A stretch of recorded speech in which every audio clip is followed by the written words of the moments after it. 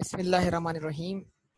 तो last class में जो दो क्वेश्चन आपके लिए रीड किए थे, समझाया था आपको, उसी तरह अब एक और इम्पोर्टेंट क्वेश्चन आपके सामने रखने जा रहा हूं मैं। इसके ऊपर हम बात करेंगे, डिस्कशन करेंगे आपसे। तो ये क्वेश्चन नंबर 29 है, मिस्टर अजीज।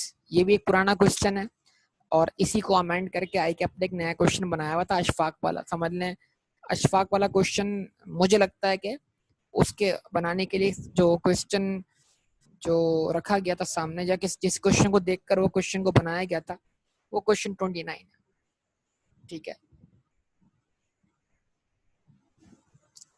लिखा हुआ क्या है? Mister Aziz is a sole distribution agent in Karachi for diamond floor tiles. Aziz साहब क्या है भाई? डायमंड फ्लोर टाइल्स के सोल डिस्ट्रीब्यूशन एजेंट है। ठीक है भाई बिलाल, तुम्हारे मतलब का क्वेश्चन है, कुछ मिलता जुलता काम है बेटा। Under an agreement with the manufacturer, Mr. Aziz purchases the diamond floor tiles at a trade discount of 20%.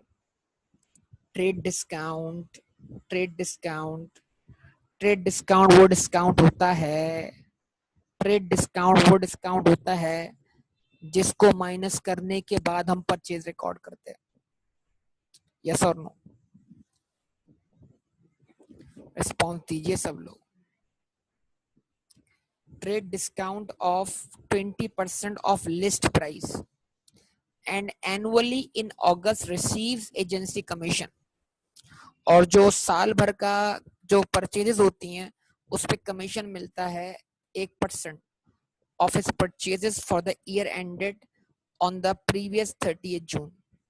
यानी 30 जून पर अगर आपका ईयर एंड होता है तो फॉर एग्जांपल 1 जुलाई से लेकर 30 जून जो 12 महीने के परचेज हैं, उसका आपको जो कमीशन मिलेगा वो अगस्त में मिलेगा, मतलब एक अकाउंटिंग पीरियड खत्म होने के बाद मिलेगा। तो इसका मतलब क्या हुआ? जो भी आपका कमीशन बनेगा वो अक्रूड हो जाएगा साल के एंड पर, और जो इस साल आपने कमीशन रिसीव किया होगा वो प्रीवियस ईयर का होगा। मतलब जो भी आप परचेज करते हैं उस पर 1% आपको एजेंसी कमीशन मिलता है। यस और नो? रिस्पॉन्स दें प्लीज। बात समझ में आती है कि नहीं आती? अच्छा जी। For several years, Mr. Aziz has obtained a gross profit of 40% on all sales. उसका ग्रॉस प्रॉफिट मार्जिन कितना है? 40%। ये मार्जिन है। In a burglary in January 1993, Mr. Aziz lost stock costing 400,000 as well as many of his accounting records। चोरी हो गई उसकी shop पर जनवरी के मंथ में, जिसकी वजह से स्टॉक उसका चोरी हो गया 4 लाख का, और साथ साथ चोर जो है वो अकाउंटिंग रिकॉर्ड्स भी ले गया। इस तरह समझ लें आप। However, after careful investigation, the following information has been obtained covering the year ended 30 June 1993। तो आपने केयरफुल इन्वेस्टिगेशन की और उसके जरिए आपने बैलेंसेस मालूम कर लिए, पिछले साल के क्लोजिंग बैलेंस जो कि ऑब्वियसली इस साल के ओपनिंग बैलेंस है। तो assets and liabilities as at 30 June 1992, तो 1 जुलाई 1992 पर ये ओपनिंग बैलेंस बन जाएंगे आपके पास। बिल्डिंग की कॉस्ट क्या है? 1 मिलियन। बिल्डिंग पर अब तक कितनी अक्यूमुलेशन क्लेम हो चुकी है? 6 लाख रुपए। तो बिल्डिंग की डब्ल्यूडीवी कितनी है? 4 लाख रुपए opening WDV. Motor vehicle at cost 5 lakh रुपए लेस अक्यूमुलेशन कितनी है उसकी? 2 लाख रुपए। ओपनिंग स्टॉक 3,20,000 रुपए। ट्रेड डेटर्स फॉर सेल्स 6,30,000 रुपए। एजेंसी कमीशन ड्यू, ये कमीशन जो कि लास्ट ईयर ड्यू हुआ था, लास्ट ईयर आपकी इनकम बना था, इस साल आप इसको रिसीव करेंगे।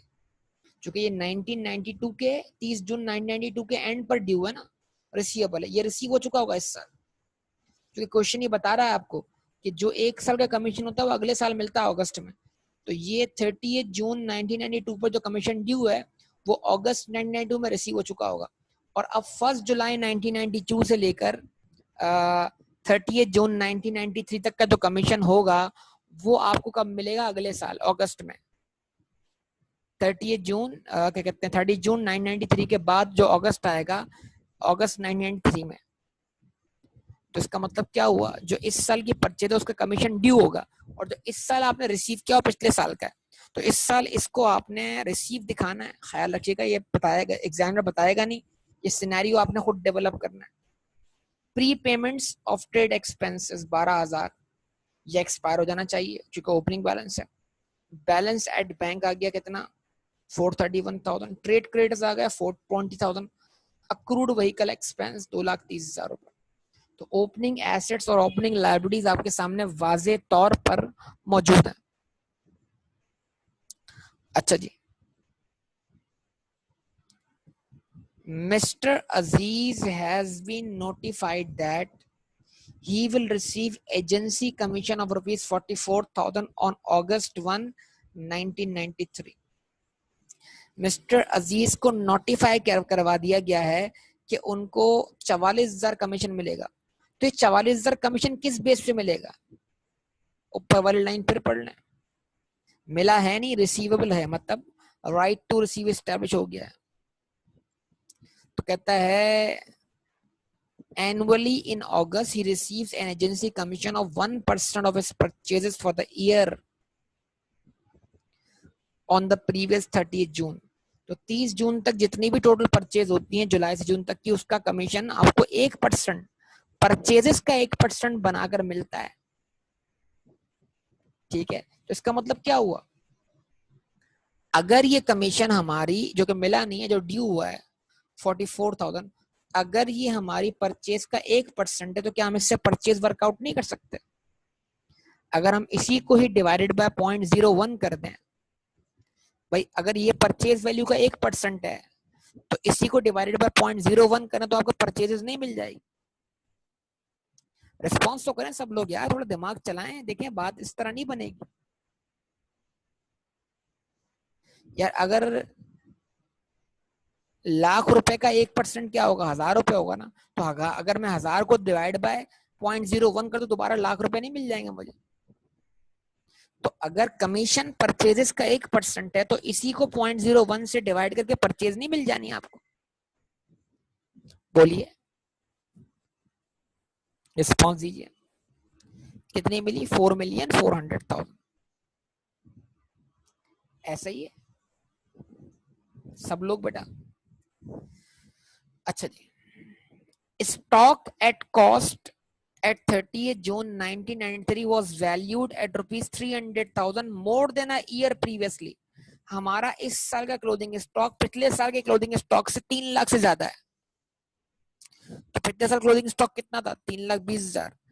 तो इतना तो है, लेकिन इससे 3 लाख से ज्यादा, तो मतलब हमारा क्लोजिंग स्टॉक का वैल्यू क्या हुआ, 3 लाख या 3,20,000 या 6,20,000? क्या किस ऑप्शन की तरफ जाओगे आप? 6,20,000। समझे बात को? अच्छा जी, okay. In October 1992, stock costing 100,000 was damaged by dampness and had to be scrapped as worthless. तो ये जाया हो गया मटेरियल आपका, इन्वेंट्री लॉस्ट हो गई। इन्वेंट्री क्या कहते हैं आपका, ये क्या हो गया आपका, एक तरह से एबनॉर्मल लॉस हो गया। अच्छा, उसके बाद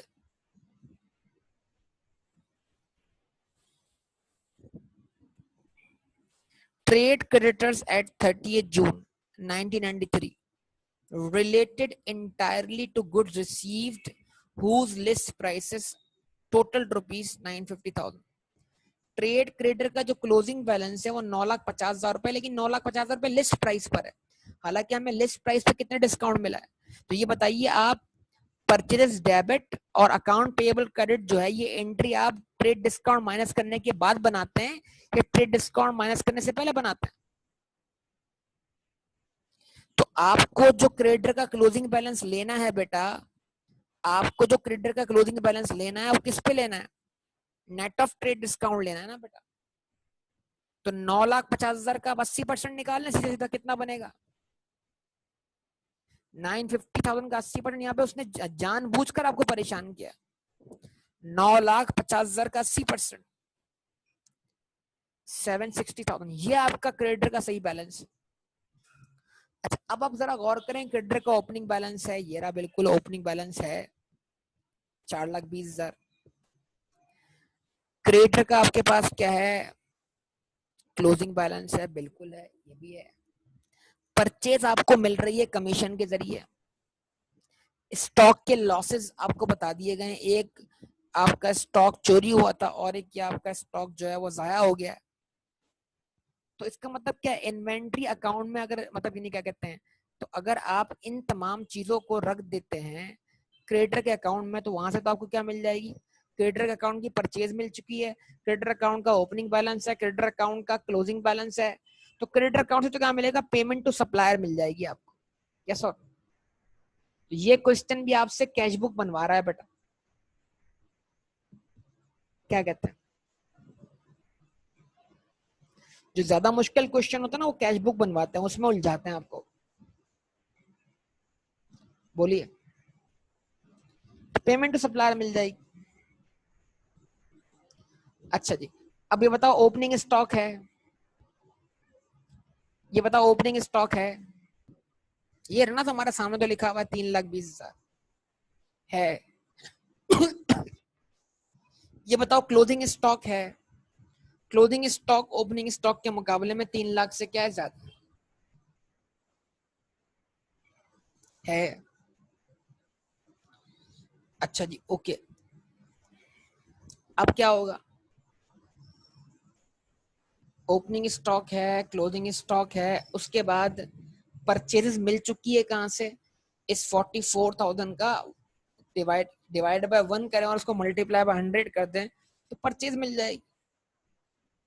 तो ओपनिंग स्टॉक है, परचेजेस है जिससे इन्वेंट्री लेवल बढ़ रहा है, स्टॉक डिस्ट्रॉय हुआ आपका, 4 लाख का स्टॉक चोरी हो रहा है, वो स्टॉक आपका लॉस हो रहा है, ये रहा 4 लाख का, इससे इन्वेंट्री अकाउंट क्रेडिट हो रहा है, लॉस अकाउंट डेबिट हो रहा है, और मजीद आपका जो स्टॉक जो है वो लाख रुपए से क्या हो रहा है, इन्वेंट्री अकाउंट क्रेडिट हो रहा है, ये भी स्टॉक आपका क्या हो रहा है, लॉस हो रहा है। तो अगर ये सारी इंफॉर्मेशन आप कहाँ रख देते हो बेटा, कौन से अकाउंट में, इन्वेंट्री के अकाउंट में, तो बताओ डिफरेंस क्या मिलना चाहिए, सब बोलो, हर बंदा बताए, अब जरा उसका दिमाग काम कर रहा है कि नहीं कर रहा। अब ये सब चीजें अगर आप इन्वेंट्री अकाउंट में रख देते हो तो डिफरेंस क्या मिलेगा बेटा, सबसे पूछ रहा हूँ। अरे अमाउंट थोड़ी पूछ रहा हूँ भाई, वो चीज क्या मिलेगी वहां से, वो डिफरेंस क्या होगा, कॉस्ट ऑफ गुड्स सोल्ड, तो बोले ना सब लोग, तो आ गई कॉस्ट ऑफ सेल। मैंने क्या कहा था, मार्कअप मार्जिन जिस क्वेश्चन में होगा उस क्वेश्चन में या तो कॉस्ट ऑफ सेल सेल में कन्वर्ट होगी या सेल कॉस्ट ऑफ सेल में कन्वर्ट होगी। अब आप मुझे बताओ, कॉस्ट ऑफ सेल आ गई, मार्जिन कितना है 40%, तो अगर मार्जिन 40% है, सेल 100% है, 100 में से 40 निकालो तो क्या बचेगा 60, तो कॉस्ट ऑफ सेल का कितना परसेंटेज हुआ, 60 हुआ ना। अब जो भी कॉस्ट ऑफ सेल आपके पास आ जाती है उसको डिवाइड बाय 60 करो और मल्टीप्लाई बाय 100 करो, क्या मिल जाएगी आपको, सेल्स मिल जाएगी। क्या कहते हो, यस और नो, जवाब दो।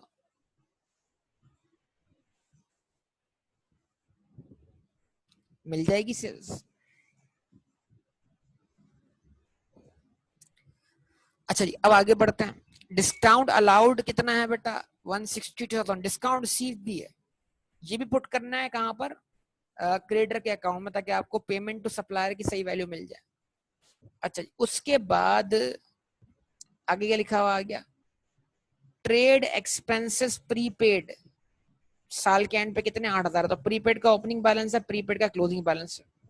Vehicle expenses for the year ended June 30 1993 amounted to ₹702,000। अब इसने vehicle expense for the year दे दिया बेटा, vehicle expense for the year, इस बात को समझो। तो ये अमाउंट सीधा जाएगा प्रॉफिट एंड लॉस अकाउंट। उसने बोला vehicle expense for the year, ये पेमेंट नहीं है, ये एक्सपेंस फॉर द ईयर है, ये डायरेक्ट इसने बोल दिया vehicle expense for the year ended 30 June, इसको सीधा चार्ज करो profit and loss account. Trade debtors का क्लोजिंग बैलेंस दे दिया, all receipts are pass through the bank account, जितनी भी कलेक्शन है ये थ्रू बैंक हुई है। Depreciation is provided annually at the following rate, 5% on cost, motor vehicle 20% of cost. Cost ऊपर दी हुई है, आपको परेशानी वाली कोई बात ही नहीं। Commission received or paid directly to the bank, तो जो कमीशन पिछले साल का मिला होगा इस साल वो कहाँ होगा, बैंक अकाउंट में डेबिट होगा, और उसकी एंट्री क्या बनेगी, कमीशन रिसीवेबल क्रेडिट, जो आपके ओपनिंग बैलेंस को खत्म कर देगी कमीशन रिसीवेबल की। ऐसा ही है ना। तो अब गलती होने का चांस है, क्या चांस है,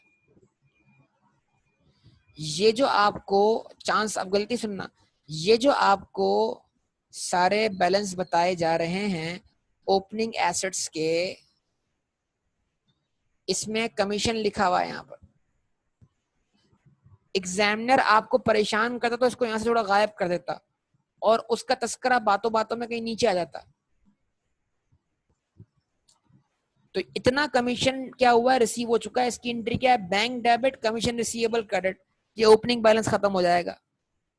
फिर इस साल इतने से कमीशन ड्यू हुआ है, इसकी एंट्री क्या है, commission receivable debit commission income credit, तो इसको अदर इनकम के तौर पे दिखाना है। तो दो अदर इनकम हो गई हैं, एक डिस्काउंट रिसीव्ड, ये ट्रेड डिस्काउंट नहीं कैश डिस्काउंट है, और एक कमीशन। यस और नो, रिस्पांस दो यार, रिस्पांस दो बराए मेहरबानी। अच्छा हम कहाँ थे, vehicle expense for the year पर थे। ट्रेड डेटर्स फॉर सेल कितने थे, 670,000। All receipts are pass through the bank, आ गया सब कुछ। Commission receive are paid direct to the bank, तो जो ऊपर 30,000 का कमीशन था उसकी एंट्री क्या बनी, बैंक डेबिट 30,000 से कमीशन रिसीवेबल क्रेडिट। उसके बाद in addition to the payments for purchases the bank the payments were, तो जो आपने पेमेंट की है परचेजेस की, वो कहां से निकालोगे, क्रेडिटर के अकाउंट से निकालोगे, वो ढूंढो आप खुद ही।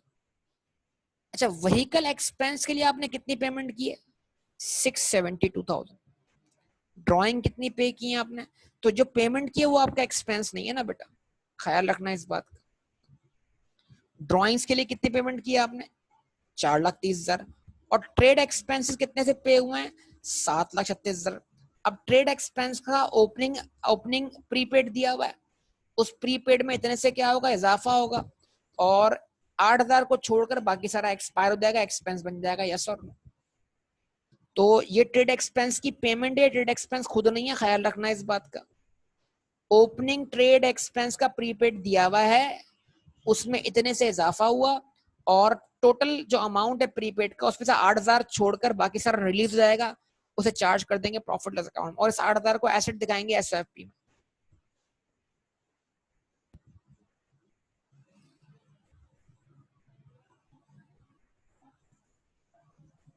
ठीक है। और Mr. Aziz is not insured against loss of stock owing to burglary or damage to stock caused by dampness. Mister Aziz जो है उनका कोई इंश्योरेंस नहीं हुआ लॉस ऑफ स्टॉक का, बर्गलरी की वजह से या damage to stock caused by dampness की वजह से। ठीक है, जवाब था। इसका मतलब ये हुआ कि जो भी इन्वेंट्री अकाउंट में आप क्रेडिट कर रहे हैं लॉस की वजह से, इन्वेंट्री तो क्रेडिट होगी, या तो मैंने क्या बोला कल भी समझाया था, तो लॉस डेबिट होगा या कमीशन या फिर इंश्योरेंस क्लेम डेबिट होगा। तो इसका मतलब क्या है, आप क्लेम रिसीवेबल डेबिट नहीं कर सकते क्योंकि आपका कोई इंश्योरेंस नहीं है, लिहाजा जो भी आपका इन्वेंट्री का लॉस हुआ उसको आप चार्ज करें प्रॉफिट एंड लॉस अकाउंट।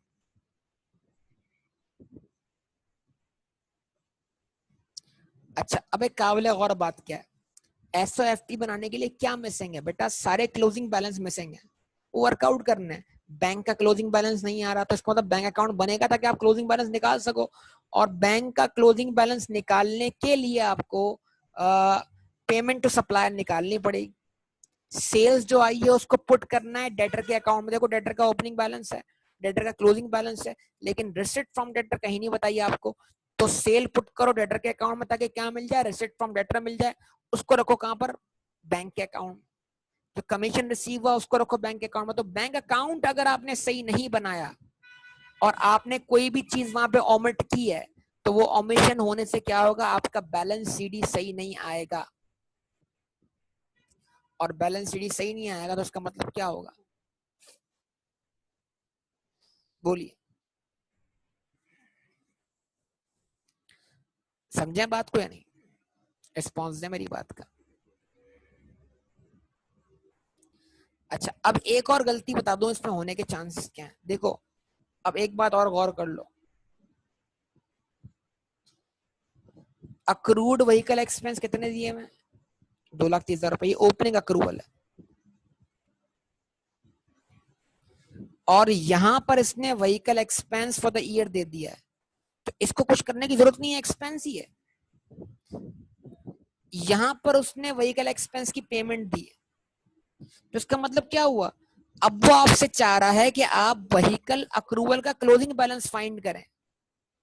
बड़ी लॉजिकल बात है ना, बड़ी लॉजिकल बात है। अब इसको जरा हिसाब आप खुद लगा लें, आप सब टाइप करें यहां पर, बताइए ओपनिंग अक्रूवल कितने से था व्हीकल का, व्हीकल के एक्सपेंस का ओपनिंग अक्रूवल कितने से था। मैं इंडिकेट तो कर रहा हूं, फिर भी जवाब नहीं दे रहे आप लोग यार।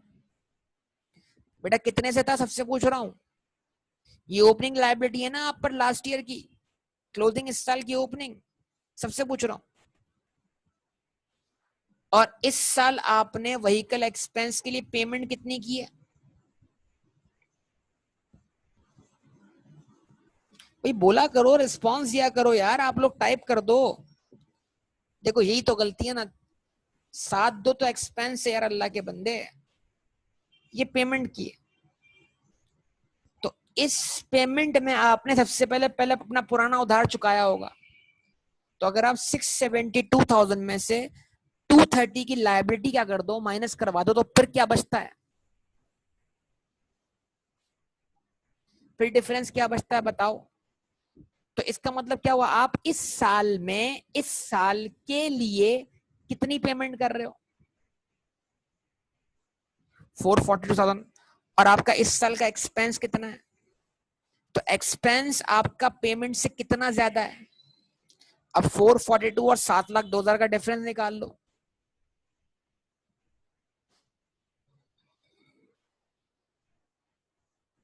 बताओ।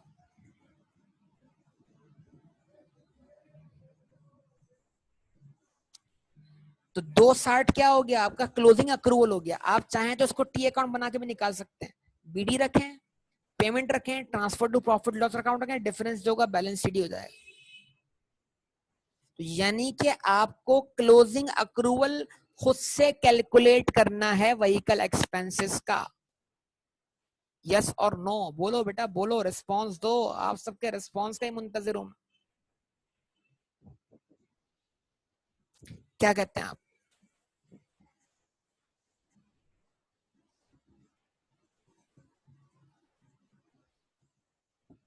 तो क्वेश्चन बहुत फैला हुआ है बेटा, बारीक बारीक पॉइंट्स हैं। और वो जो पिछला वाला क्वेश्चन है अशफाक वाला, आपसे इसलिए नहीं हो रहा कि वो इसी तरह का क्वेश्चन है।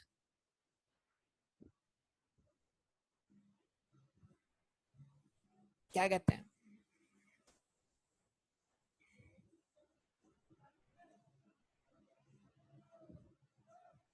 बताइए, रिस्पांस दीजिए बेटा, रिस्पांस दीजिए।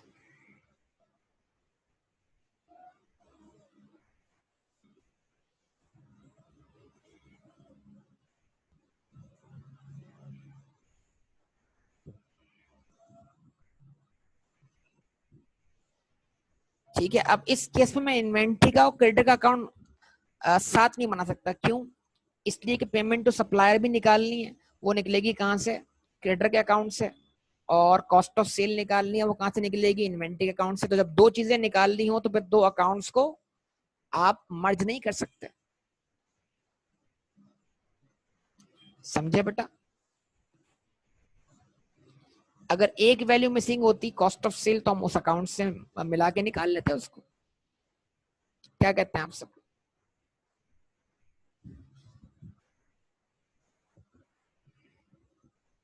ठीक है, अब आप मुझे बताइए कि क्या आप इस क्वेश्चन को कर पाएंगे,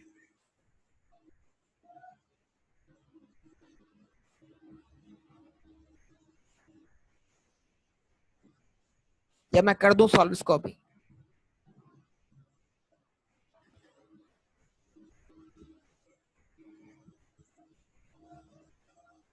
इंशाल्लाह, चले अच्छी बात है, इंशाल्लाह देखते हैं। ये वाला जज्बा चाहिए बेटा। हाँ बेटा, जैन कौन सा गेन है बेटा, कौन सा गेन, जैन कौन से गेन की बात कर रहे हो बेटा?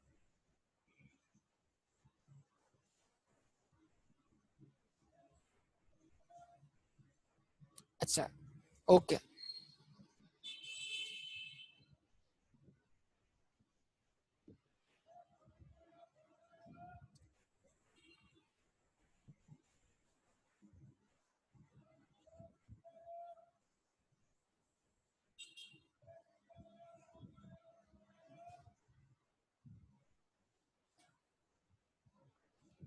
अब उसके बाद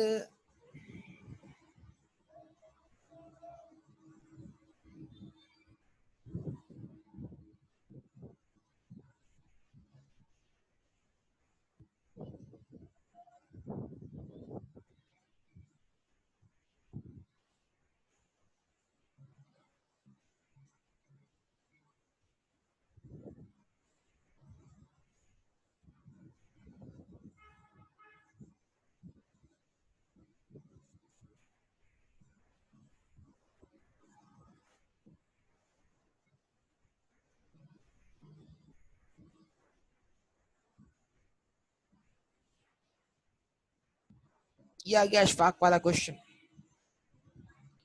following is the balance sheet of Ashfaq at 30 June 2013।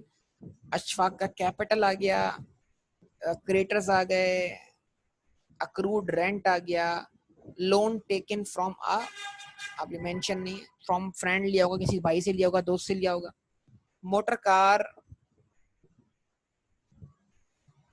2 million, furniture 1 million, stock in trade 1,805,000, debtors 350,000, prepaid insurance, balance at bank और कैश इन हैंड। तो ये आपके सामने ओपनिंग बैलेंस शीट रख दी गई है। Okay, now Ashfaq needs to submit his trading profit loss account for the year ended 30th June 2014 and balance sheet of that date to his banker in order to obtain an overdraft facility। अब अशफाक को bank OD facility चाहिए, तो उसको bank को submit करनी है अपनी financial statements. ठीक है जी। He has not maintain proper books of accounts of the business but has provided you the following information. Now he purchased goods from single supplier who allows discount of 3% on goods purchased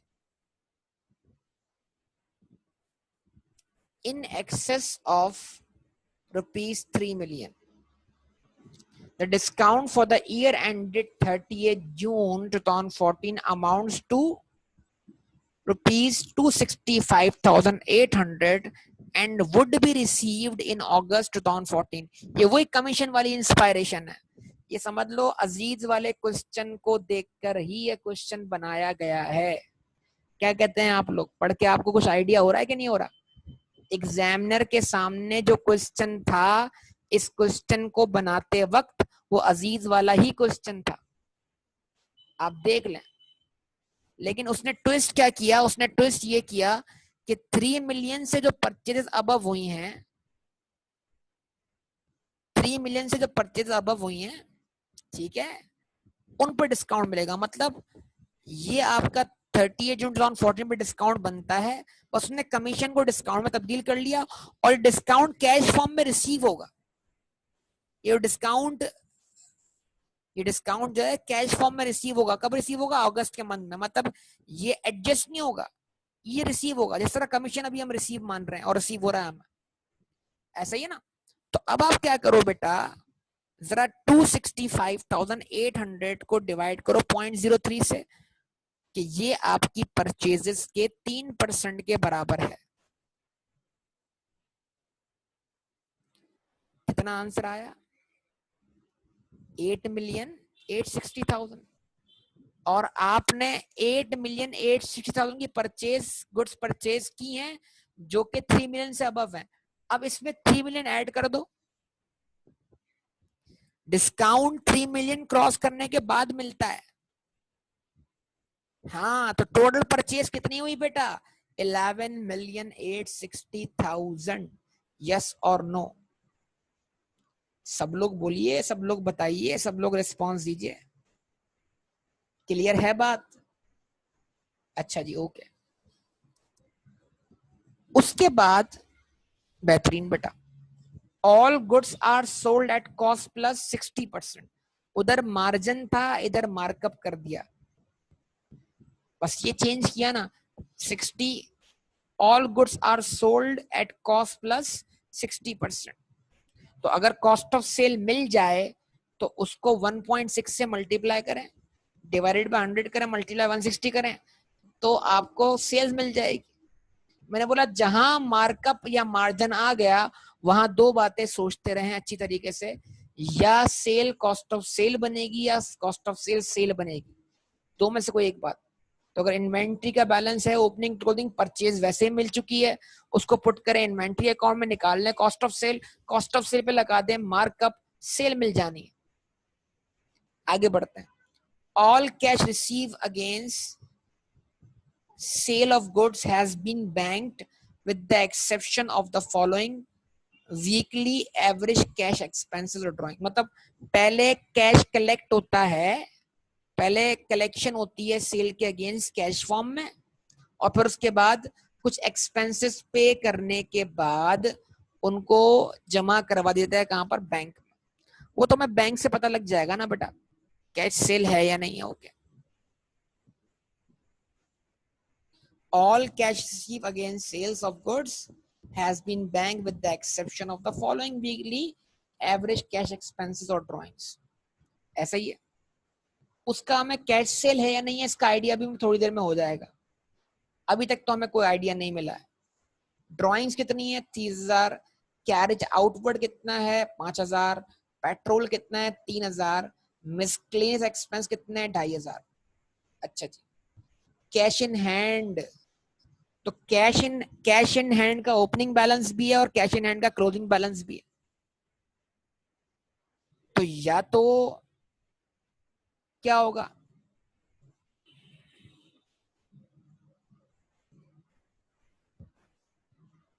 या तो क्या होगा? अब आपको difference मिल जाएगा, may be वो difference cash cell हो। ऐसा ही है ना? आप इसको देख लें, देख के आपको आइडिया होगा। पहले इसको पढ़ लेते हैं। अच्छा जी।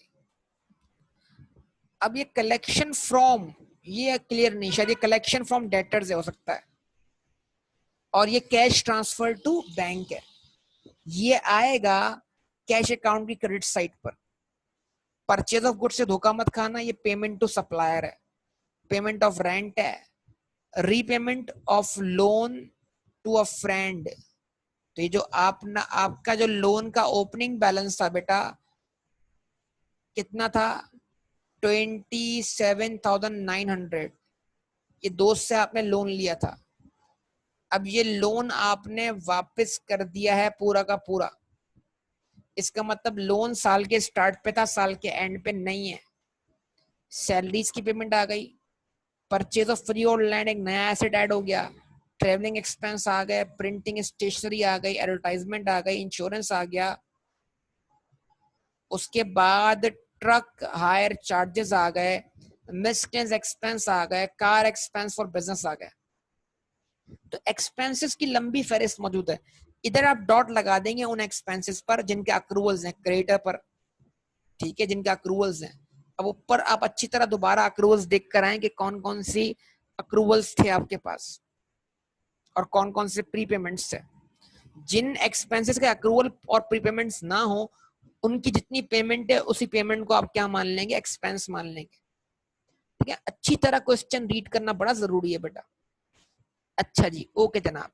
अब आगे क्या लिखा हुआ है देखो।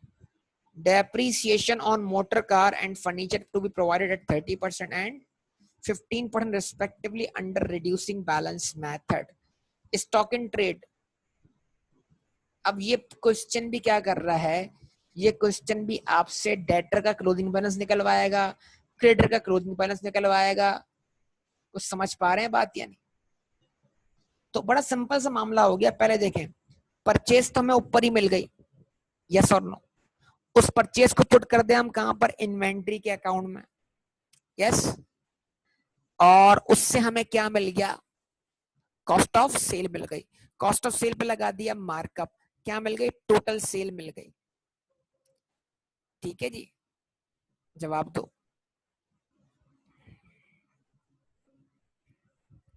ऐसा है कि नहीं, टोटल सेल मिल गई।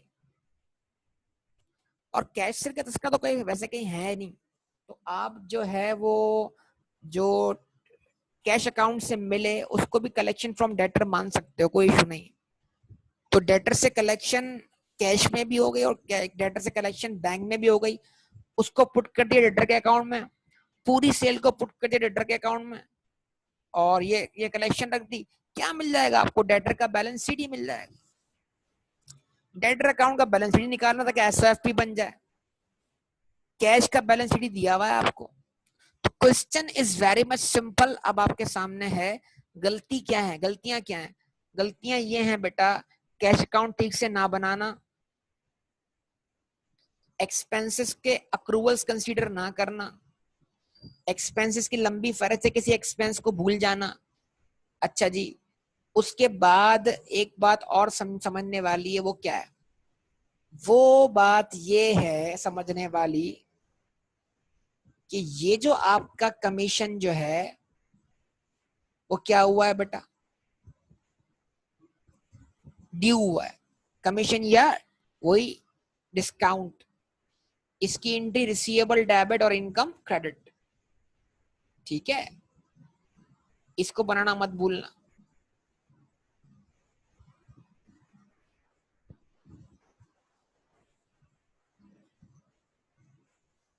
ठीक है जनाब, तो ये आपके सामने सारी बातें आ रही हैं। यहाँ पर क्या आपके पास अक्रूड रेंट है,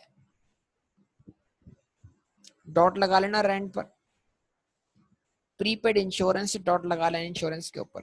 तो दो एक्सपेंसेस के अक्रूवल्स हैं, बस बाकी सारे एक्सपेंस जैसे लिखे हुए आ रहे हैं वैसे आप क्या करते हैं। ये बैंक का ओपनिंग बैलेंस है, ये कैश का ओपनिंग बैलेंस है। मेरे ख्याल से क्या है इस क्वेश्चन में बिलाल, अब तुम मुझे बताओ यार, इस क्वेश्चन में क्या बचा है जो तुमसे गलती हो रही हो। बिलाल बेटा, पूरा क्वेश्चन मैंने रीड कर दिया, समझा दिया।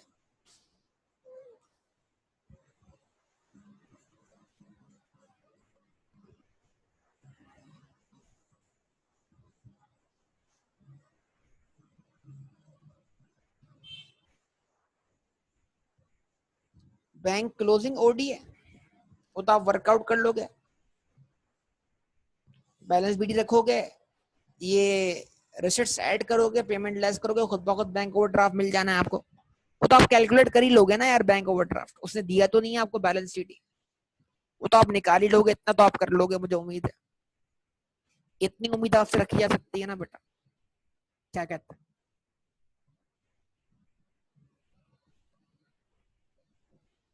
ठीक है बेटा, तो अब देखो आज फिर मैंने दो क्वेश्चन रीड कर दिए हैं, तो ये दो दो क्वेश्चन करके करते जाओ, तुम्हारा स्टेमिना एग्जाम के लिए बनता जाएगा।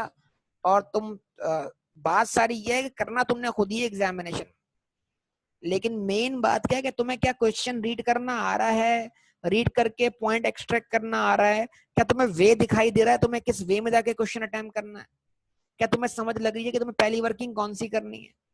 पहली वर्किंग की तुमने परचेज वाली, उस परचेज को पुट किया तुमने कहां पर, इन्वेंट्री के अकाउंट में, ओपनिंग क्लोजिंग स्टॉक रख के कॉस्ट ऑफ सेल निकाल लिया, कॉस्ट ऑफ सेल पे लगाया मार्कअप, सेल वर्कआउट कर ली, सेल और कॉस्ट ऑफ सेल मैच किया, आपके पास आ गया ग्रॉस प्रॉफिट। उसमें अदर इनकम क्या किया आपने, ऐड की डिस्काउंट रिसीव जो आपको मिलना है।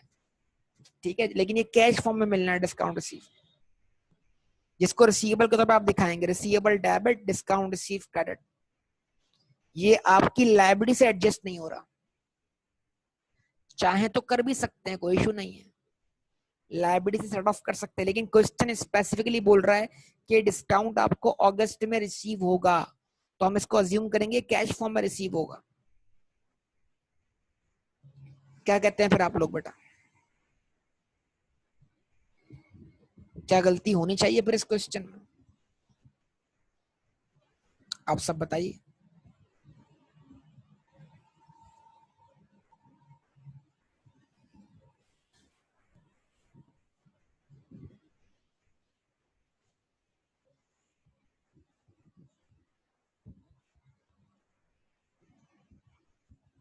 हो जाएगा सबसे बड़ा।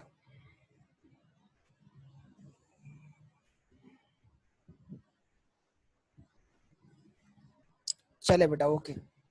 तो अब लाजमी सॉल्व करना है, और अगर कोई प्रॉब्लम हो तो बता देना आप लोग मुझे, ठीक है? ओके, इसको स्टॉप करते हैं इंशाल्लाह। मजीद बात आपसे कल करेंगे अगली क्लास में। अल्लाह हाफ़िज़।